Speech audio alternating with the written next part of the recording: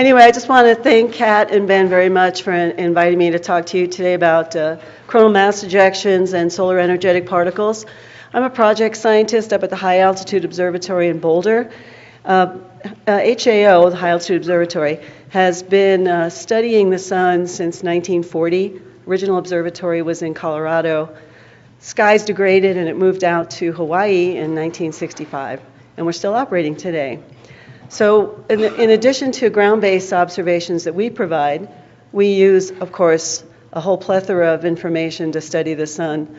A lot of NASA and European space satellites, as well as Asian satellites, and a whole wealth of information. So it's important to bring everything together and try to understand what's happening. What you see here on the left, and I'm going to use my mouse as a pointer, this is, as you recognize, a coronal mass ejection. In fact, there's two of them, one here on the right side of the screen and one down low on the left. This is the LASCO coronagraph. It's sitting on the SOHO spacecraft about 1 million miles upstream of the Earth. So the sun is this way, for instance. Here's LASCO and here we are. So it's always sitting up ahead of us as a buoy, monitoring the solar wind and taking images of the sun. And it's done a great job of capturing solar mass ejections 24/7. And it's a big tool of space weather. Now, it just turns out that this mass ejection here on the right side of your screen was one that caused a solar storm and solar energetic particle event. This is a cartoon of what these things look like. This mass ejection comes out very quickly, and if it's moving fast enough, it'll begin to accelerate particles to relativistic speeds, and that's what we mean by solar energetic particles. Now, these things aren't immediately everywhere in the solar system. You can see they're not everywhere. One event a very strong event, will generate this enough energy to accelerate these particles in a large area, but still a limited range. And what you'll see is these green things, that's the electrons. Of course, electrons weigh about 1,800 times less than protons, so they're faster, they get out ahead. And then you'll see the ions coming behind them. And ions, I just mean protons, helium nuclei, little trace gases of iron nuclei, carbon. And these things, if they hit you, and here in this case they are going to hit us, there's the Earth Moon, they're going to cause radiation storms. And some of the very strong particles can make it to the ground. So what I want to just take a step back, and I'm going to review something I think you all know, because I hear now how interested everybody is in space weather. These are just sort of characterized into 3 types of space weather.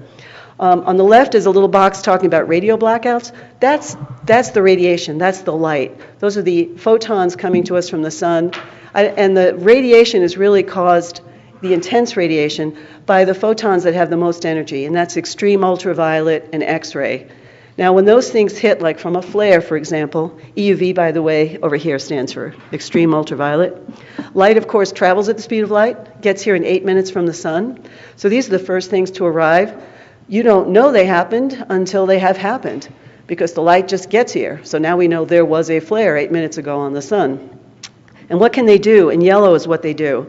These disrupt communication. So they mess with the upper atmosphere, and of course that's going to mess up your communications. Specifically the high frequency radio, and airlines who are flying over the poles use that sort of communication right now.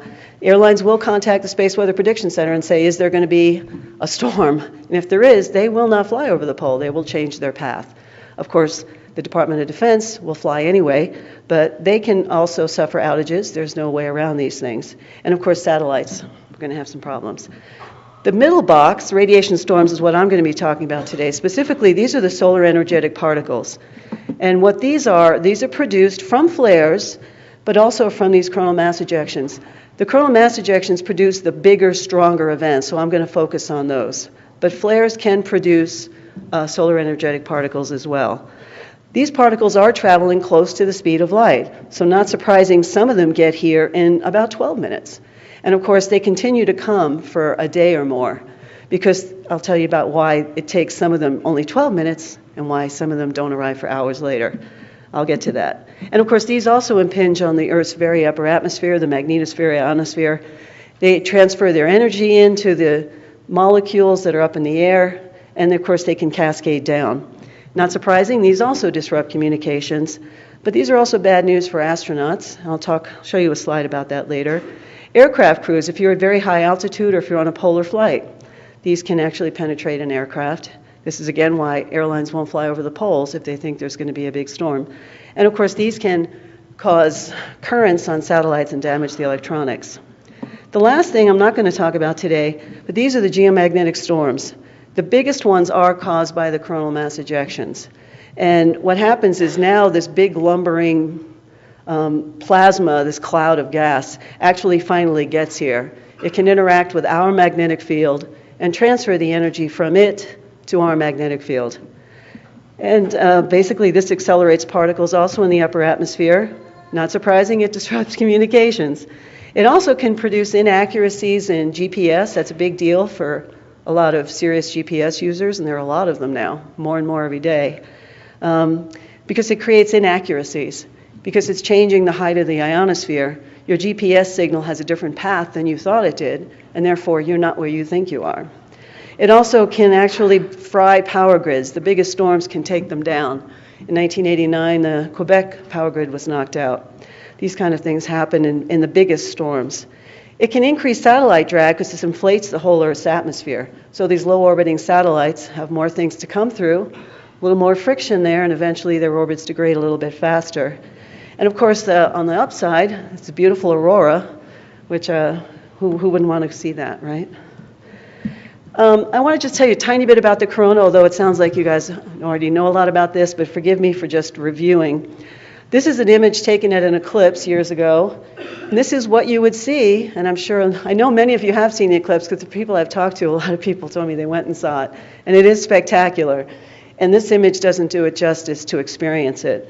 But we take these images every day because it's important to study what's happening in the corona. So if there's nothing else, I want to just leave you with 3 things about the corona. It's extremely hot. It's 1 million degrees. That's the ambient corona. The flaring regions can be tens of millions of degrees. But the corona is 1 million degrees, just typical corona. It's magnetically dominated, and what I mean by that is it's an incredibly thin atmosphere. The atmosphere in this room is millions of times more dense than the atmosphere of that corona. The volume of the corona is massive. The Earth is a little dot here on this screen. So this is millions of miles across. Because it's so tenuous, the gas is so tenuous, most of the energy resides in the magnetic field. There's a magnetic field embedded in this atmosphere.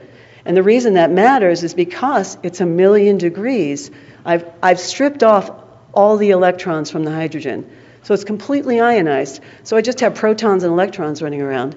So I have a fully ionized plasma. So it's a beautiful electrical conductor. And so the magnetic field plays a very important role in shaping the corona. So what you see here, where it's very bright, these are the closed regions. This is where the magnetic field is helping gravity to trap the gas. And where it's darker is where your background solar wind is flowing out. These are where the high-speed streams are coming. Now what happens is there's a tug of war going on here between this 1 million degree gas that wants to expand and blow out because you heat a gas, it expands. It wants to expand and fill the solar system, and the magnetic field that's trying its best to hold it down. And during this tug of war, you can have times where the magnetic field can no longer contain that gas, and it can erupt very quickly. And that's a coronal mass ejection. So the coronal mass ejections are coming from these closed regions. So what do they look like? This is from our observatory in Hawaii. So here's one seen from the ground at our observatory in Hawaii. What you see here are these bright structures everywhere, the magnetic field's holding down the gas, and then suddenly from low in the atmosphere, something's happened and the magnetic field can't contain the plasma anymore. It's become unstable. And if this thing ejects, this is sort of a typical mass ejection. But what I want to leave you with about mass ejections is these little facts that I have over here. It's a sudden release, not this ambient flow of the wind that's always blowing. It's a sudden release of plasma and magnetic field. It drives shocks if it's fast enough. Not all CMEs drive shocks, but the fastest ones can drive a shock wave, just like a military jet that goes past the speed of sound. It's going to form a shock ahead of it. These are the same way. If these are moving faster than the ambient speed, the characteristic speeds, which includes sound speed, but it also includes a magnetic sound speed, what we call the Alfvén speed. Because again, this is a magnetically dominated system. So if these shocks are moving these CMEs move faster than those speeds, they'll form a shock. The other thing, once they form a shock, is they can form these energetic particles. When they hit us, they can cause a magnetic storm. Something else you see this twisted structure in here. Looks like a rope unfolding. Wherever it's bright here, these structures, this plasma elements, they're protons mostly, and electrons, they're tracing out the magnetic field for us. So what you're seeing is the magnetic structure in there. And CMEs have very highly organized magnetic structures. That's one of the reasons they cause magnetic storms, because there are these very highly structured magnetic fields that when they hit the Earth, make it, in some cases, very easy for them to transfer energy over. And of course, the rates vary with the solar cycle. And Ben's gone over a little bit about the solar cycle earlier. I'm going to jump out so I can play my other movies.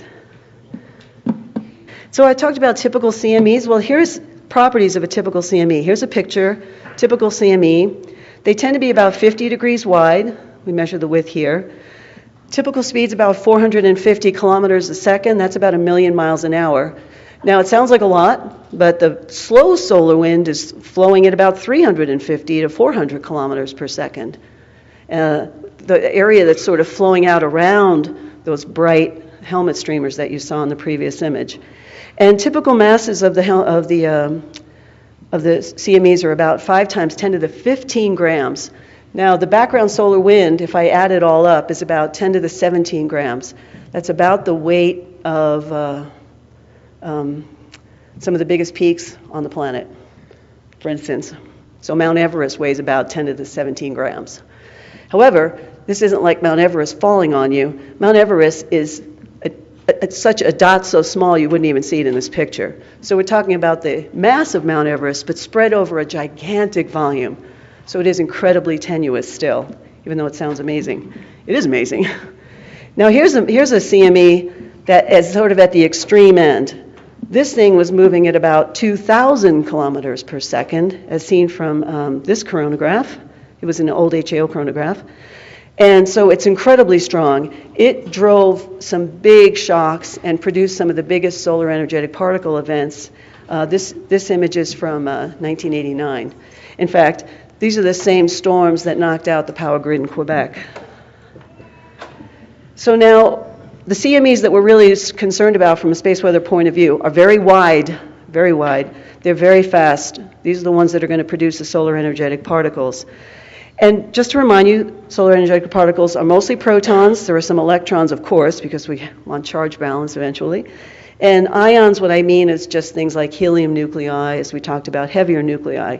They're accelerated close to the speed of light, and it happens at the shock, and I'm going to go over that in another slide. Here's also from the ground in Hawaii. This was one of the big storms in 2003. This was what was called the Halloween storms. These things tend to come in groups. What happens is you'll have an incredibly strong, complicated active region, has a lot of magnetic energy in it, and it may produce, you may have no storms, and suddenly you get one of these big active regions. It might produce 3 or 4 in a row. In this particular active region, it did produce 3 big energetic storm particles at Earth. The previous one I showed you also produced about 3 in the previous solar cycle. So what you see here from the ground, you wind up with this incredibly powerful, wide CME coming out right there at the beginning.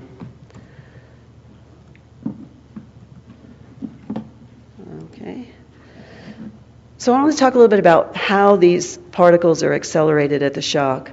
This is a cartoon drawing of what I'm just going to call, here's the mass ejection coming out of the sun. And you can see that twisted magnetic structure with plasma on it underneath. Let's just say this is driving so fast that it produces a shock. And here's the shock. Let's just call it this thing right here.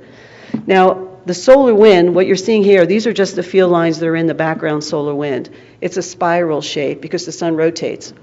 So it has a spiral shape. But what happens here when you drive a mass ejection super fast into this, it's sweeping up the field lines and the plasma ahead of it. And so these things drape over the front of the shock. And when you compress anything, especially a magnetic field, for instance, you're strengthening it. I'm compressing all these field lines together, so I wound up with stronger magnetic fields there. And the particles, they're charged, they see the field. So the field and the particles are interacting. So what will happen is You have small fluctuations in the magnetic field, that's turbulence. It's helping to accelerate these particles because they're feeling changes in magnetic fields. When you change a magnetic field, a charged particle is going to react to that. And in fact, when the charged particle reacts, it feeds back to the magnetic field. So there's a nonlinear system here. These things are talking to each other. And what happens then is you also can produce these waves. So these particles get pushed across the shock and they get accelerated because they see these stronger changing fields. And these waves are generated that are trying to back react on the particles to try to pull them back in. And they wind up pulling them back across the shock. And this happens so many times. It's going on constantly. You have particles going back and forth across the shock. The more energy they gain, they can actually themselves help produce stronger waves to contain them. So some of the particles will manage to escape, like from a leaky bottle. And that's what happens, and once they get out of here, they come and hit us very quickly. So some of them get here in 12 minutes because those are the ones that leaked out fast. Because if you can get far enough away from the shock, you can escape those containing waves. So those things hit us quickly, but the rest of them are still here, being trapped and accelerated. That's why when they first hit you, you can get a big pulse of them, but they're going to keep hitting you because they keep being formed and trapped in here and slowly leaking out. So they're going to hit us over long time scales.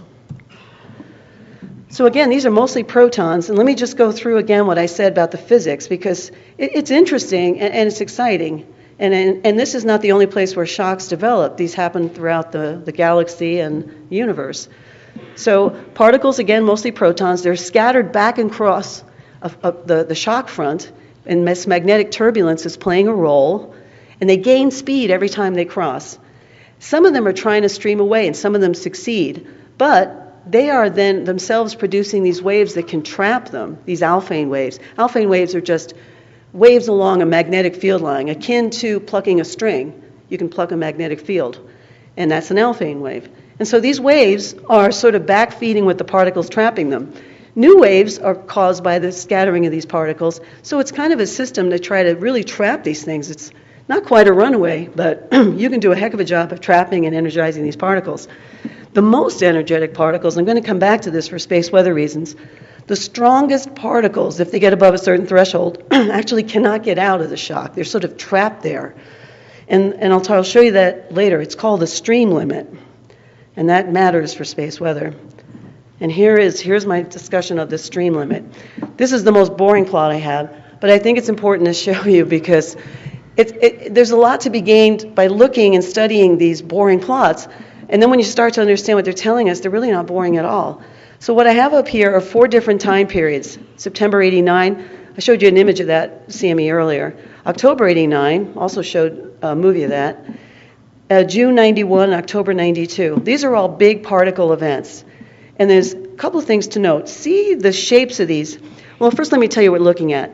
On the axis, plotted here, is the flux. How many particles are there? So as you go up here, that means there's more particles in this group than there are down here. But these are also broken into 3 energy bands. This top band has the least energy. They all have a lot of energy, but this has the least. This has about 8 to 14 MeV, million electron volt energy. It's sort of a measure of its kinetic energy. As you come down here, you have fewer particles, but they have a lot more energy. They're about 40 to 80 MeV. And down here, not a lot of particles, they have a tremendous amount of energy, 100 to 500 MeV. So when I look here, I've got few particles with a ton of energy, a lot of particles with some energy. If I added all the energy up in those groups, that's what this red line is showing us. If I add it all up, there's something about the energy content, and that energy content this is the limit of the particles that are going to be trapped in the shock. They can't even leak out. And so I've got, this red line tells me that if I get above this peak, notice how if I go across for all these different events, here are the most energetic particles. Down here, this event, the energetic particles didn't hit that limit, the super high energy ones. But if I go up here, the ones that have modest energies, there's a lot of them, and you see this cap. This is where, that's sort of the limit to what the shock can hold, let out. After that, they have more energy than this. The shock traps them. That's what this is. This bump, suddenly, look at this, you've got 100 times the intensity of these particles sitting in this bump, even a lot more for the very highest energies. These are trapped at the shock. We don't see these until the shock crosses over us. If I look down here, this is days. A couple of days have gone by down here. So when these particle events occur, they're seen at a space detector, for example, on a satellite, and you see this rapid rise, and then suddenly you see it plateau and start to fall off. If that plateau hits this red line, then you know it is possible that this is not all of the event. I have very high energy particles trapped at the shock. And if I was an astronaut, I would want to know, number one, you have a particle event. Number two, has it hit this streaming limit? Because if it has, there is a chance that I'm going to get socked, not just from the particles coming out now, but when that shock passes over me. And it could be 12 hours away, maybe it's 18 hours away. But these are the kind of things you also want to look for and let astronauts know, that we have a particle event that's hit this streaming limit, so it's a 1-2 punch. You're going to get hit again later with something. So I've dwelt on it, but it's really important to look at the data and try to glean what's going on. And there are models that can reproduce this, so they have a very good idea of the physics.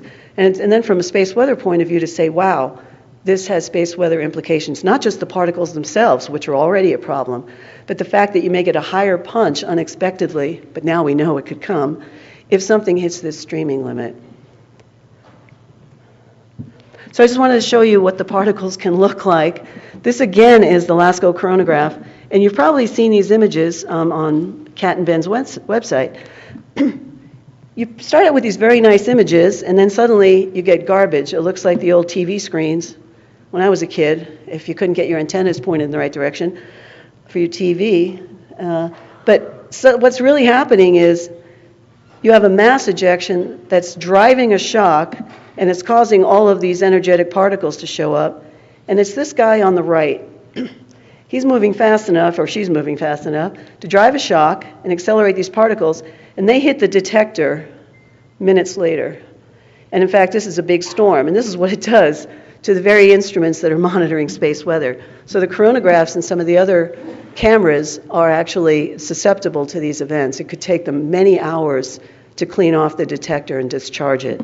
And again, here's one of the big events in 2005. This was a big particle event, and you see the same problem. You see the detector just getting wiped out. Not wiped out, they're not permanently damaged, but the degradation in the quality of the images is apparent. Now, when these things hit, they can cause problems. So these energetic particles, for instance, October 2003, you looked at a movie, I showed you the movie of that. This was the same active region that produced 3 large particle events in very late October called the Halloween storms and very early November. And this I got from Dr. Rodney Varick. He's a friend of ours from the Space Weather Prediction Center in Boulder. He was telling us that Space Weather Prediction Center had to contact NASA and tell the astronauts to get inside. So they did have flare activity, and then they saw a fast CME. So these guys go into special areas of the ISS that have extra rad-hardened rooms, basically thicker walls to try to prevent the particles from penetrating in. You can't stop everything, but you can certainly lower the dose you're going to get. And then, of course, the other problem is that when these events hit, they can, if something's turned on, you can fry the electronics. So you want a sensitive electronics like the robot arm. It's very expensive. It's outside and it's powered on. You want to power all that stuff off if you can. So you want to turn off as many systems as you can afford to turn off till the storm's gone by. Now, Ben mentioned the sunspot cycle, and Dr. Upton's going to talk about that in detail. But I just wanted to give you a glimpse of pictorially what happens. Ben showed a little bit of this in recent data. You have these sunspots coming and going, and they are, in fact, very strong magnetic fields. So that's providing a lot of energy into the corona, and that's at sunspot maximum. And so what you wind up getting is a very complex coronal structure. It's very, very strong magnetic fields, but also very complicated magnetic fields. And you see these bright regions everywhere. And these are the bright regions where CMEs come from. So you have now an opportunity for CMEs to occur at all latitudes on the sun. And they usually are on average faster because there's more energy available to them. But look at the corona at minimum. We are not far from this. As Ben said, it's probably next year. I think most of us think probably about a year. It's hard to predict exactly. But you see how simple the corona looks now. This looks like a dipole field. If you put a magnet with some iron filings, you'll get a dipole field. And that's what this looks like here. This is solar minimum corona, not a lot of energy. These big coronal holes cover a wide area, and the slow solar wind, which is coming from these bright regions, is confined to lower latitudes. So there's your typical solar minimum corona. And we've seen this cycle after cycle. There's some variations in it, but the big picture is this. Over here, this is from the Yoko satellite. This is the X-ray corona. That has an even more dramatic change. The Yoko X-ray telescope, it photographed the sun in very hot temperatures. So it's looking at coronal temperatures above 3 million degrees. So the part of the plasma that's higher than 3 million degrees, and those tend to be the active regions. So at solar minimum, this is what Yoko saw. The corona is practically invisible. But we know the corona is still there. It's just that the 3 million degree corona is not much there anymore. The ambient million degree corona is still there. But if you can't see below 3 million degrees, you're not going to see it. At maximum, however, boy, it's in full swing. So these very bright yellow regions, those are the active regions. That's where the brightest, strongest magnetic fields are. And these are very common. This variation in the X-ray is very common over the cycle. The sun's output doesn't change much over the cycle. You're going to talk about radiance? The total amount of light the sun produces doesn't change much over the cycle, about 0.1%. But in this little bit of light that it produces at very high energies changes a lot. Ultraviolet changes about 5-10%. That has implications for atmospheric chemistry, as do the even shorter wavelengths, which are even a smaller percentage, but they have huge variations. So the X-ray, those X-ray fluctuations could be a factor of 100 to 1,000 over the solar cycle. Very small amount of photons, but they have a lot of energy. This plays into how often these events happen. So that's why I just want to mention frequency events in terms of sunspot max. And when I say max, I don't mean like 1 day or 1 year. I mean a few years around max, probably 5 years with max at the center. And again, minimum sort of, with 4 or 5 years around with minimum at the center. But at sunspot max, we can get on average 4 mass ejections a day. You can get more. I've seen it. It depends on the active region any given day. And then at sunspot minimum, very few. Maybe you get, 1 every other day. Could even be a little bit fewer if the sun's pretty dead. There's not much going on. The other thing that could happen is you can get these little jets going out every day. So it depends on what somebody calls a mass ejection. If you have a little jet, is that a mass ejection compared to sort of a larger structure? That's where objectivity has to come in, because oftentimes you have to write a computer program to try to find these things or look at them yourself. And so depending on somebody's code, they may count a little differently. So the code only does what the programmer tells it to do. Now, keep in mind that you see this mass ejection here. It's not guaranteed we're going to get hit by it, because it has to intercept us. So we're not hit by every CME. Space is big, so a small percentage of them do hit us. And of those that hit us, a small percentage of those are troublemakers. They're very strong. They have a lot of energy. And so those are the ones you want to look out for. So it's kind of a little difficult. It's a prediction, small statistics, basically. But it's important that we keep track of them. These severe energetic particle events, and what I've defined as severe is when there's been a ground event. It's what's called a ground level event. These storms were so powerful, the particles not only got into the atmosphere, but they made it to the ground where they could be measured by neutron monitors, sort of like the cosmic ray cloud chamber that they've got in the next room. Not quite the same thing, but it's doing the same job. Now, over the past 60 years, and I say 60 because that's when the scientists started putting in these neutron monitors around the planet. It was in the early 50s, mid-50s. So over the last 60 years, we've had 68 of these events. At sunspot max, they come in bursts because you can have an active region suddenly come and give you 3 of them at once, and then it goes away. But on average, there are 10. The most I counted was last cycle, there were 13. And again, part of this is, are we in the path, right? These are the ones that hit us.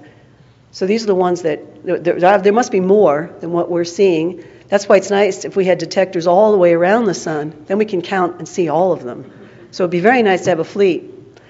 That would be a lovely thing. And also, I mean, just not even just from space weather prediction, which is critical, but just in terms of understanding. Because you have one buoy in the ocean, you're not necessarily going to know what's going on everywhere in the ocean.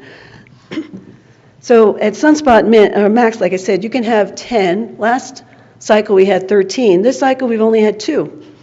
As Ben pointed out, and Lisa's probably going to talk about, this cycle's been a little bit weaker. It's not inactive, but it has been weaker. And at minimum, there's none. So when I look back there, typically there's about a 5.5 year gap where there's no big events that make it to the ground, these solar energetic particles. So it's pretty dead around minimum. I didn't talk about storms. These are things, though, that see when a CME hits, causes the aurora and other problems. Over the past 40 years, we've had about 43 of those severe storms. DST is a measure of ring current around the Earth. So we're talking about major changes to the Earth's magnetic field, large changes in the current. We get about 4 of those at solar max, and pretty much none at solar min. There's one other thing about radiation we haven't talked about, and those are galactic cosmic rays.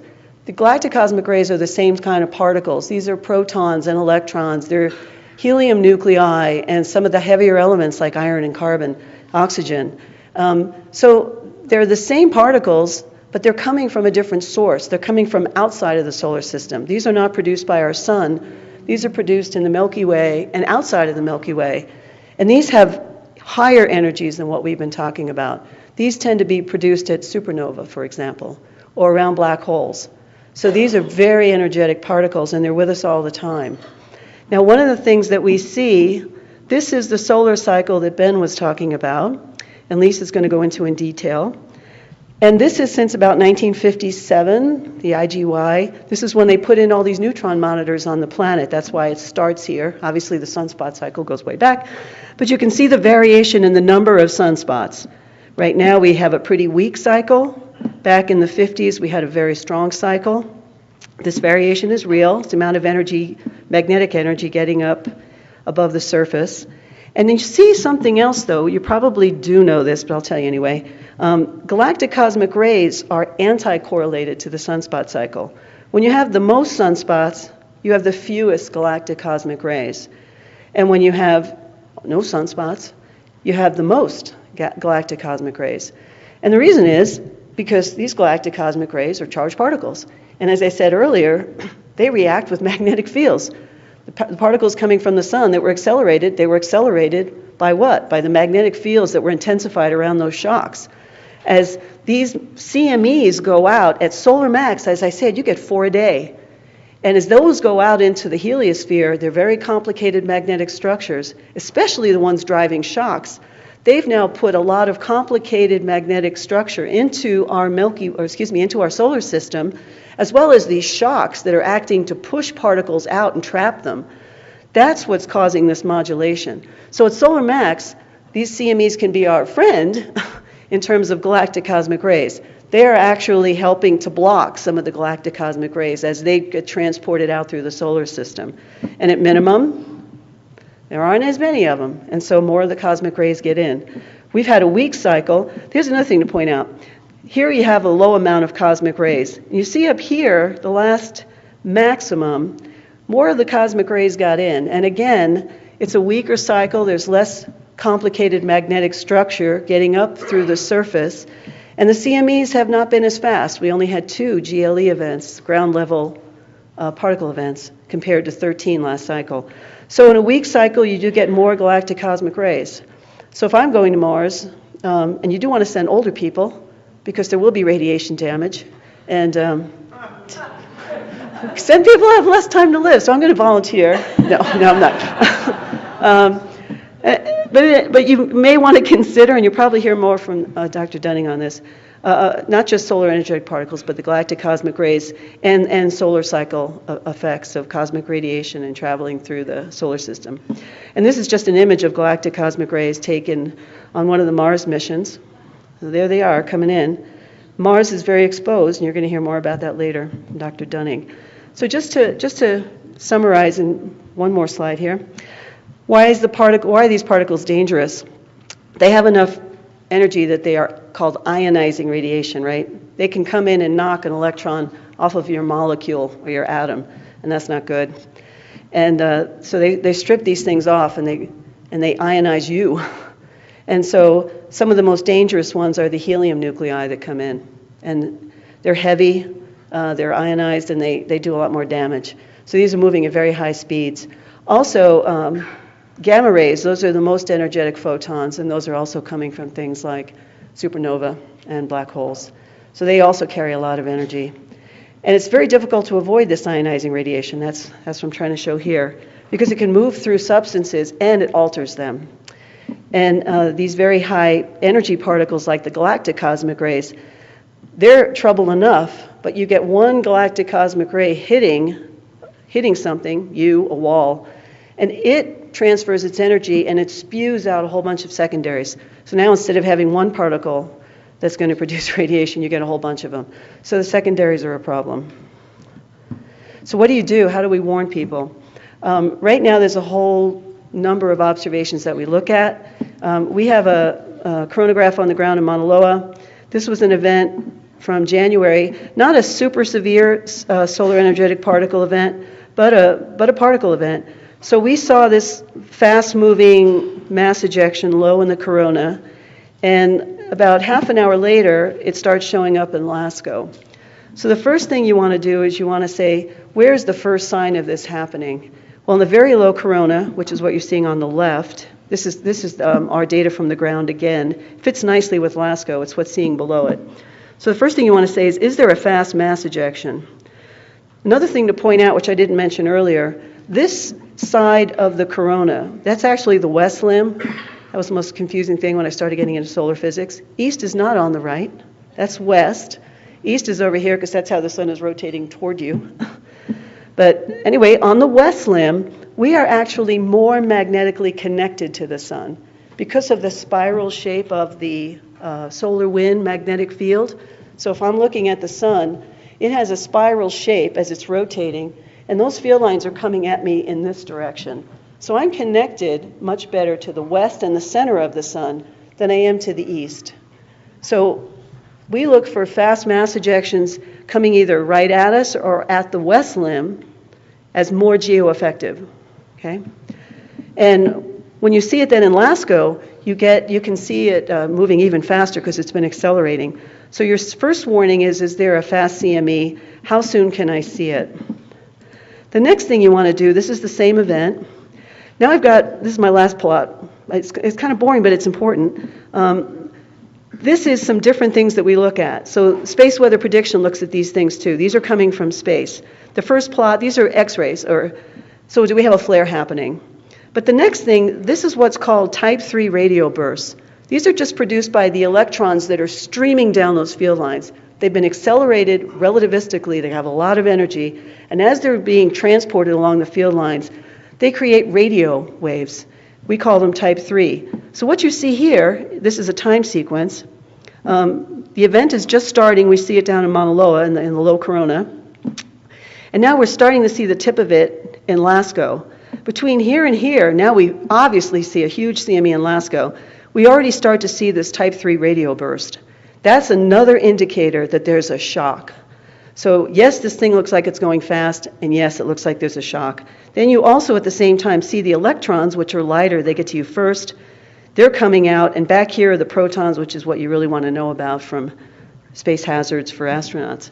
So what you want to do is get as much warning as possible. And the coronagraph, the low coronagraph, gives you about 20, 30 minutes more warning. It's sort of a yellow flag that goes up. We may have a problem. And then you go down the sequence. And as each of these things come in, you know you have a problem. Now, you still don't know if you're at the stream limit until you really get the protons. Then you'll know if you're going to get that extra bump at the shock. So this is what people like at the Space Weather Prediction Center will do to try to figure out if they need to. They'll call NASA immediately if they see a problem. So just wrap it up. Severe events are rare, but they do occur. It is trying to understand them as sort of statistics of small numbers, but we think we understand the physics, and that's the most important thing to predicting. Anywhere between 2 and 13 have occurred during solar maximum over the last, that should say, 60-year period. We need multiple types of observations to really be sure something's happening and to understand what's happening. And then these galactic cosmic rays are another thing to be concerned about. There are fewer at solar minimum, but they do have sunspot cycle variation impacts. So thank you very much.